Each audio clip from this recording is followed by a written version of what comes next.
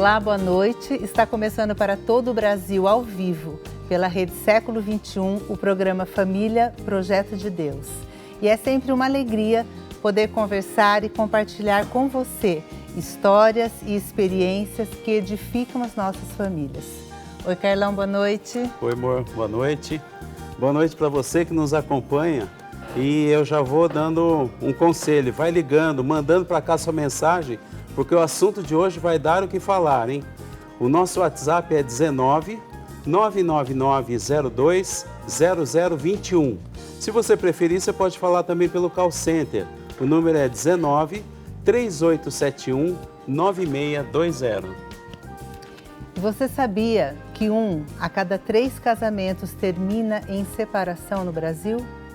É o que mostram os dados do Instituto Brasileiro de Geografia e Estatística, o IBGE. Pois é, um balanço feito com os dados do IBGE entre 1984 e 2016 aponta que o número de divórcios disparou com o passar dos anos. Em 1984, as separações representavam cerca de 10% do universo de casamento, com 93.300 divórcios. Esta margem saltou para 31,4% em 2018, chegando a 344 mil separações de casais. E é sobre isso que nós vamos conversar no programa de hoje. Por que os casais estão divorciando cada vez mais? Vamos falar sobre a indissolubilidade do matrimônio. O que Deus uniu, o homem não separe. Vamos entender o que significa isso sob a luz das Escrituras e do Catecismo da Igreja Católica. Boa noite, e para isso a gente tem aqui hoje os nossos convidados, o Isael. Bem-vindo, Isael. Obrigado, bem-vindo, boa noite a todos, boa noite a todo o Brasil. É um privilégio a gente poder defendendo os valores da família. É um grande prazer a gente estar aqui com vocês. O Isael é diácono, né, Isael?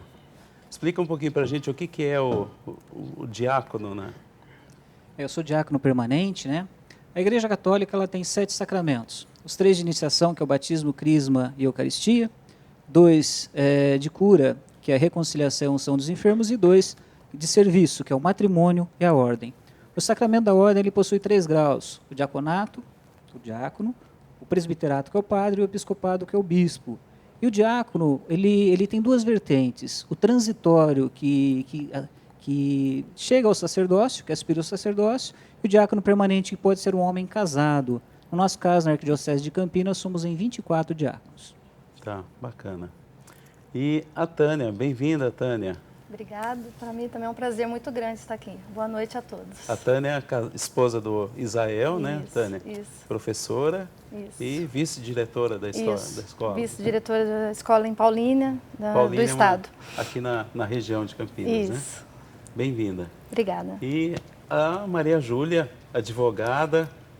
Bem-vinda, Maria Júlia. Boa noite, obrigada. Agradeço a oportunidade de poder estar aqui também, falando sobre esse assunto que eu gosto tanto também. Que bom. Bem-vinda. Então, e a gente já quer começar, então, sobre esse assunto, né? Vamos bater um papo aqui. Antes a gente falar sobre indissolubilidade. Por que a gente casa, será, né? A Maria Júlia está se preparando para casar, o Isael e a Tânia, eu e a Silvia já somos casados. E por que a gente casa? Quem quer se arriscar aí? O posicionamento da igreja, né, como o matrimônio é um sacramento, o matrimônio é uma vocação, né? A igreja fala muito, os santos padres falam muito do matrimônio como uma vocação ordinária. Ordinária no sentido de ser a vocação da maioria das pessoas, né? Então, nós fomos criados para isso, né? O nosso meio de santificação da maioria das pessoas é o matrimônio. Então, a gente casa para fazer o outro feliz, para construir uma família, para se santificar, né? O matrimônio visto como doação, como entrega ao outro, né? É importante nesse sentido, porque eu preciso perguntar, né? Antes de eu assumir o matrimônio, antes de eu assumir o casamento, se é a minha vocação, não é? Porque se você não se pergunta, se você não pensa nisso, eu achei muito importante você tocar nesse assunto sobre a vocação.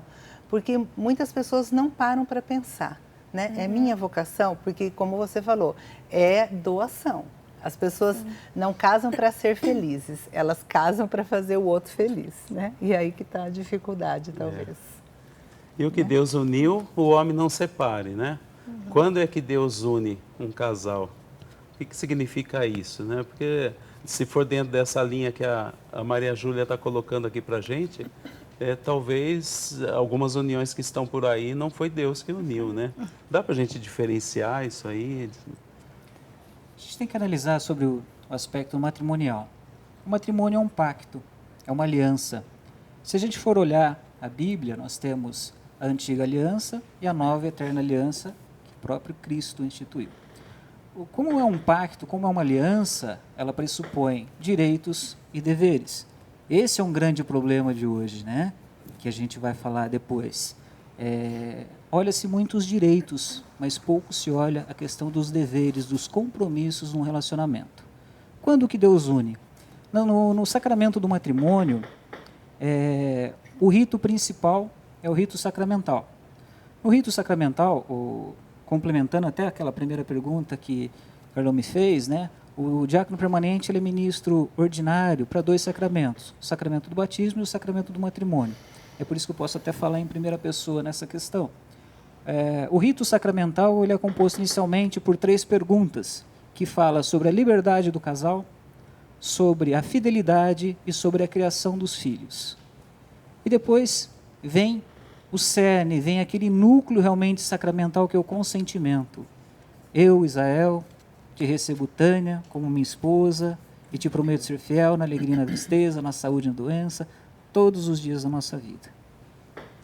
Nessa sequência, depois a gente dá uma bênção, um compromisso realmente, Deus confirme esse compromisso que acabaste de manifestar perante a sua igreja e derrame sobre vós as suas bênçãos. Esse é o rito do pacto de Deus, criando realmente esse novo laço sacramental deste casal. E aí se constitui realmente essa união indissolúvel. Então, a gente queria mostrar uma foto. Vocês lembram desse dia? Sim. Lembramos, claro. Passaram alguns anos. É 9 de dezembro de 1995. Nossa, que bacana. E eu queria, a gente conversando, né, falando Então, aqui... 95? Parece que foi ontem, eu não mudava nada as coisas. Ela me faz muito bem.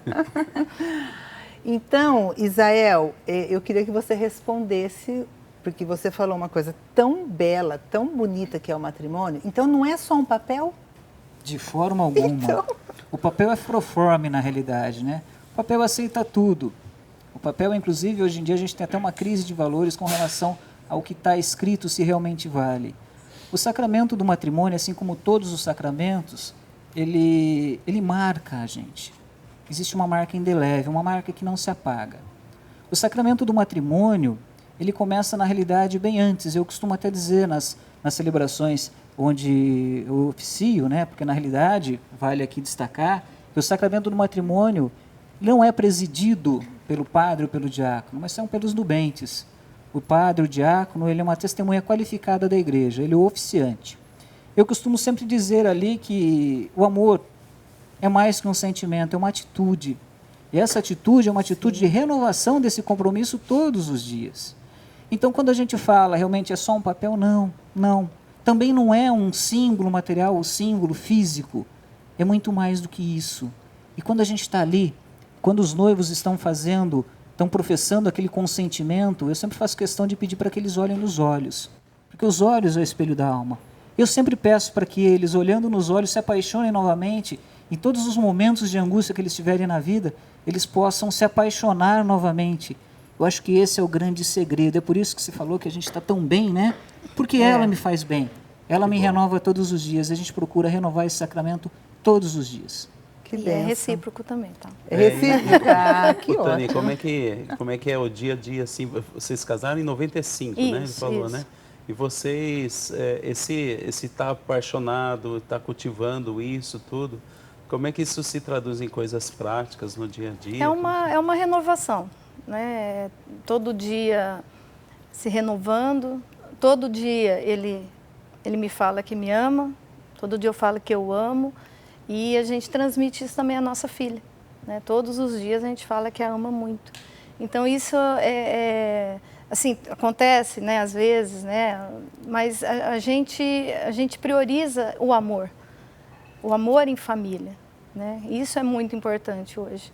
Então a gente procura sempre estar desenvolvendo isso dentro da nossa família e transmitindo isso também às outras pessoas, né, que estão nossos familiares e amigos, né?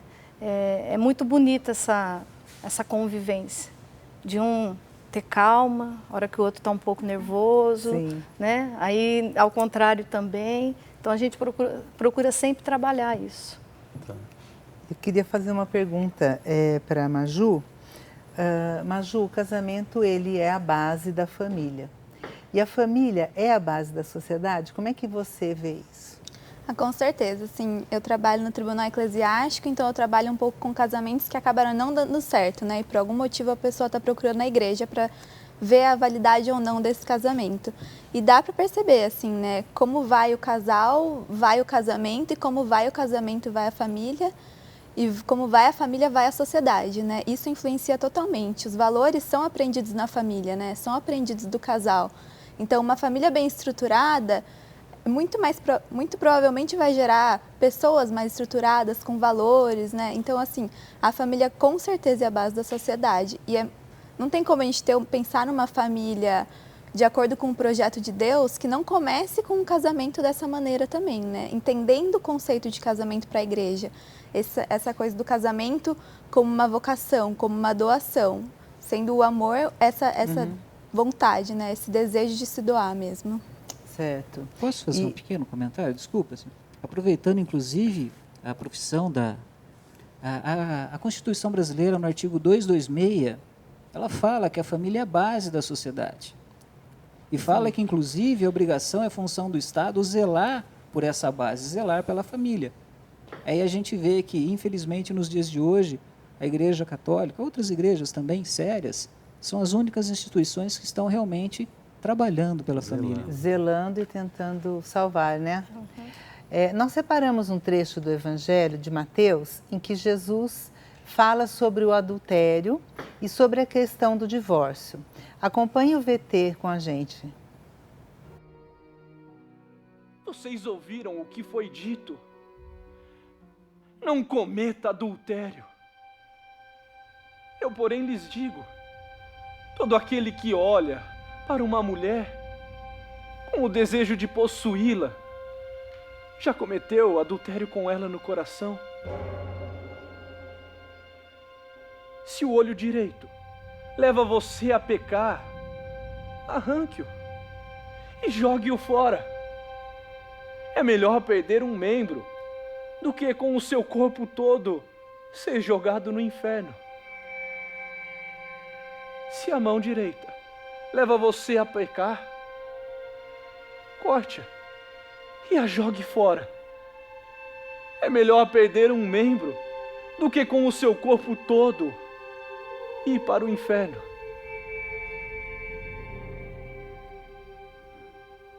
Também foi dito: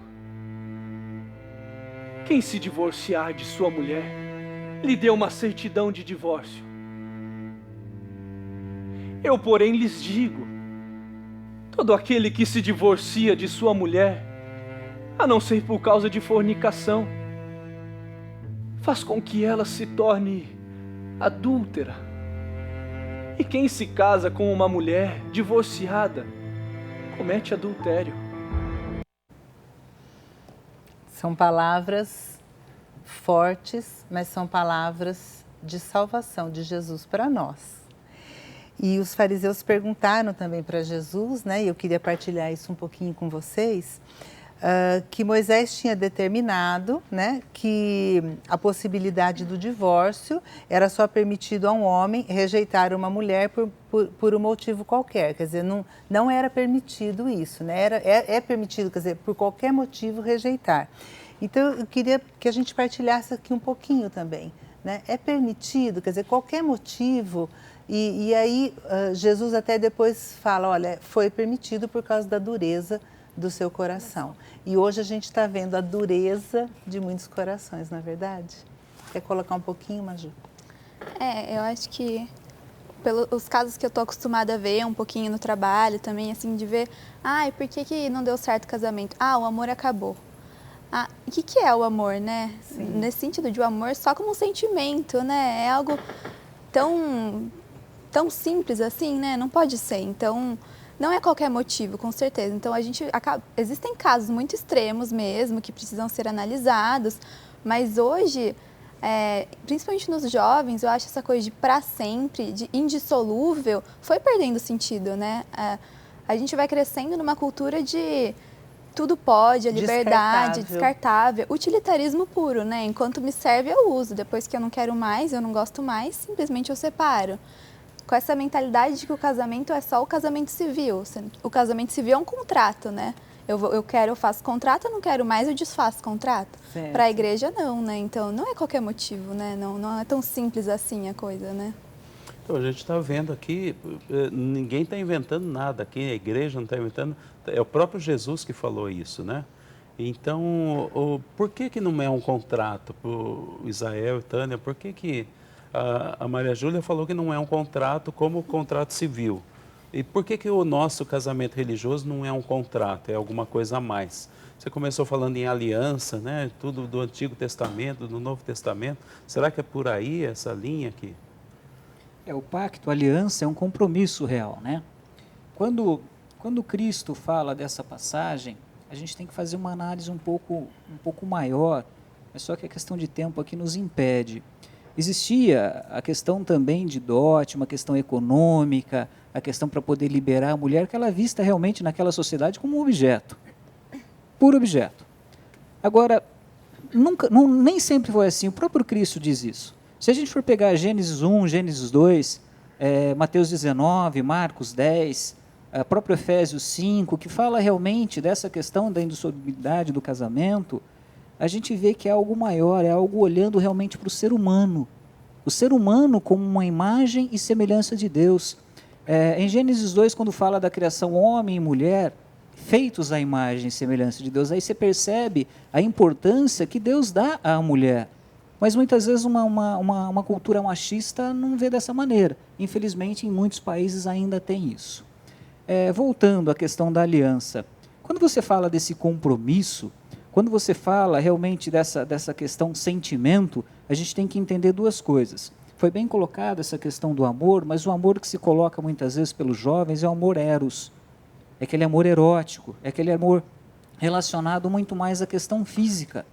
Mas o sacramento do matrimônio é muito mais do que isso, porque esse amor ele tende, principalmente na sociedade hoje, onde é banalizado o corpo, onde é banalizado a questão do sexo, é banalizada a questão dos sentimentos, isso vai se perdendo. O sacramento do matrimônio ele ganha um sentido maior de pacto quando passa aquele amor ágape, que é aquele amor gratuito, é aquele amor do se dar sem esperar nada em troca, é aquele amor que realmente busca a felicidade do outro, e com essa felicidade você se torna feliz. É nesse sentido que Cristo ele até coloca, porém eu vos digo, né? Nem sempre foi assim. No início não era assim. E é essa restauração da dignidade, dessa união de um homem e mulher, como Cristo se uniu à igreja, que é esse pacto que a gente fala, que transcende qualquer questão de documento. É algo que vai no coração, que sai do coração, vai para a alma, numa ligação realmente divina. Então, hoje em dia, infelizmente, né, a nossa sociedade dá um valor muito grande ao amor eros, né, e acaba se envolvendo, né, fisicamente e não conhece a outra pessoa, a alma da outra pessoa, né? Então, o que é o namoro? Por que eu namoro? Eu namoro para conhecer e para ver se aquela pessoa é a pessoa que eu quero viver. Vale a pena viver com aquela pessoa? Os defeitos dela, né? Aparentes, eu estou a fim de suportar? Então, eu vou conhecer isso no namoro. Namoro é para isso. Depois que você decide, não, essa pessoa, então nós vamos ficar noivos, né? Tudo isso, eu não preciso do amor eros, eu preciso do conhecimento e da parte psicológica, da parte espiritual. e depois, para que depois, preparados, né, a gente vai para o casamento. Infelizmente, né, hoje em dia está tudo mudado, invertido. A minha opinião até é que existe uma confusão entre amor eros, que o Papa Bento XVI explicou muito bem na encíclica Deus Caritas Est. É um amor legítimo, um amor verdadeiro mesmo, Sim. mas se confunde amor eros com erotismo, com erótico. Sim. Acho que é nessa linha que você está querendo Exatamente. dizer, né? Olha, a gente vai ter que dar uma paradinha aqui e eu peço para você, manda sua mensagem para cá, no nosso telefone, no WhatsApp, manda sua pergunta. Por que você, qual a sua opinião sobre o aumento do número de divórcios? Por que os casais estão se divorciando mais nos últimos anos? Manda para cá a sua pergunta, a sua participação, 19 99902 0021. Família Projeto de Deus volta daqui a pouquinho.